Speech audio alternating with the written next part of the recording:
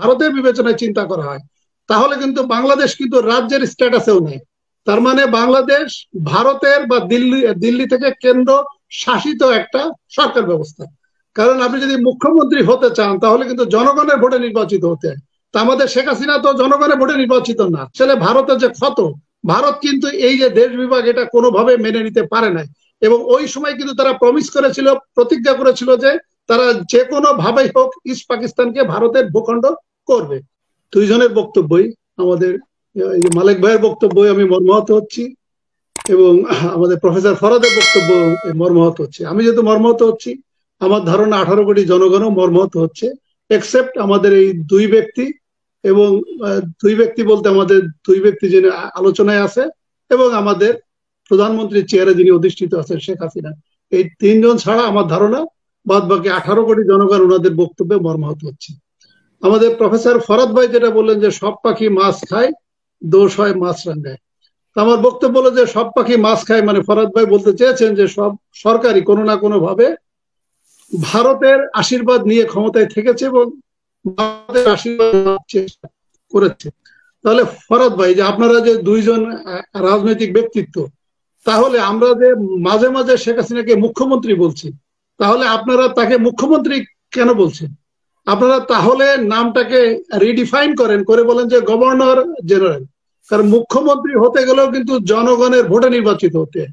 ভারতের যে ভারতের যে কাঠামো স্ট্রাকচার, সেখানে কিন্তু 29টা রাজ্য আছে এবং আরো চারটা মানে আরো 4টা আছে কিন্তু তাদের রাজ্যের স্ট্যাটাস নেই, তারা কেন্দ্র থেকে শাসিত হয়। সর্বশেষ কাশ্মীর যে রাজ্য ছিল, কাশ্মীরের রাজ্য স্ট্যাটাস বাতিল করা হয়েছে। এখন ভারতে 28টি রাজ্য আছে এবং আরো 4টি কেন্দ্র শাসিত রাজ্য আছে। কেন্দ্র শাসিত রাজ্য যেখানে, সেখানে মুখ্যমন্ত্রী থাকে না, মুখ্যমন্ত্রী থাকে 28টা রাজ্যে। তাহলে যে কাশ্মীরকে যে সর্বশেষ যে ভারত দখল করলো এবং ভারত দখল করে তাদের যে স্বায়ত্ত শাসনটা বাতিল করলো, করে তাদের রাজ্যের স্ট্যাটাস বাতিল করে তাদের কেন্দ্র শাসিত সরকার প্রতিষ্ঠা করলো। আমি তো মনে করি যদি বাংলাদেশের প্রেক্ষাপট যদি ভারতের বিবেচনায় চিন্তা করা হয় তাহলে কিন্তু বাংলাদেশ কিন্তু রাজ্যের স্ট্যাটাসেও নেই। তার মানে বাংলাদেশ ভারতের বা দিল্লি থেকে কেন্দ্র শাসিত একটা সরকার ব্যবস্থা। কারণ আপনি যদি মুখ্যমন্ত্রী হতে চান তাহলে কিন্তু জনগণের ভোটে নির্বাচিত হতে হয়। তা আমাদের শেখ হাসিনা তো জনগণের ভোটে নির্বাচিত না। তা আমরা তো প্রধানমন্ত্রী, উনি যে বাংলাদেশের প্রধানমন্ত্রী আমরা ভুলে গেলাম, কারণ উনি সাংবিধানিক ভাবে উনি প্রধানমন্ত্রী না।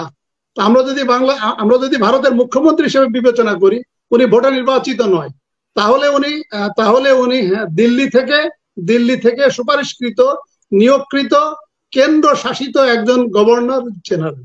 তাহলে আমরা আজকে থেকে আমরা অন করি এবং আমি প্রফেসর ফরাদ এবং আমাদের এম এ মালিক ভাইকে অনুরোধ করবো, আপনারা এরপরে আর মুখ্যমন্ত্রী বলেন না, আপনারা গভর্নর জেনারেল বলেন, কারণ উনি ভোটে নির্বাচিত নয়।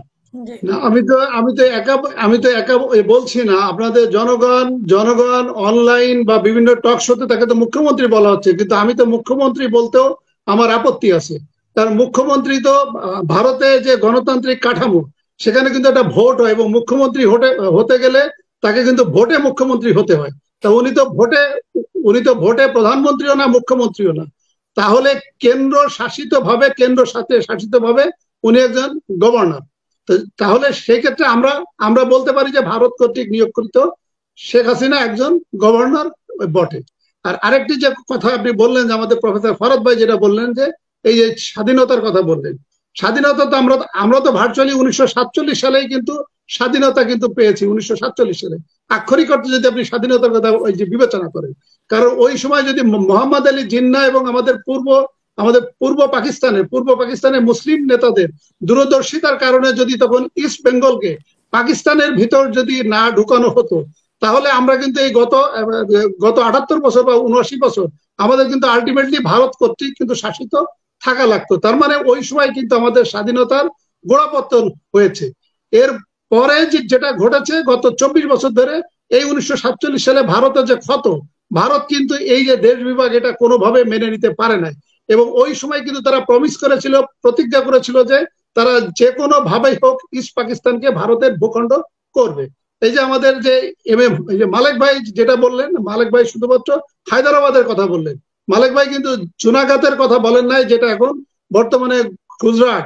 জুনাগাতের যিনি রাজা ছিলেন তিনি ছিলেন তিনি ছিলেন হিন্দু, তিনি ছিলেন মুসলিম, এবং জুনাগাতের অধিকাংশ জনগণ ছিল হিন্দু। কিন্তু যিনি শাসক ছিলেন তিনি ছিলেন মুসলিম এবং তিনি পাকিস্তানের সাথে থাকতে চেয়েছিলেন। কিন্তু কিন্তু এটা কিন্তু ভারত থাকতে দেয় না। ভারত কিন্তু জুনাগড় দখল করে নেয় 1948-এ।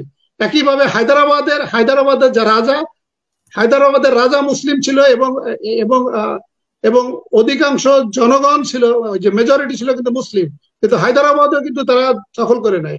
কাশ্মীর কাশ্মীর যেটা তাদের 2/3 যারা 1947-এ তারা দখল করে। কাশ্মীরের জনগণ ছিল মুসলিম অধ্যুষিত এবং রাজা ছিল হিন্দু। কাশ্মীরের জনগণ চেয়েছিল তারা একটা স্বাধীন রাষ্ট্র অথবা তারা পাকিস্তানের সাথে থাকতে চায়। সেখানেও কিন্তু ভারত কিন্তু 2/3 অংশ কাশ্মীর দখল করে নেয়।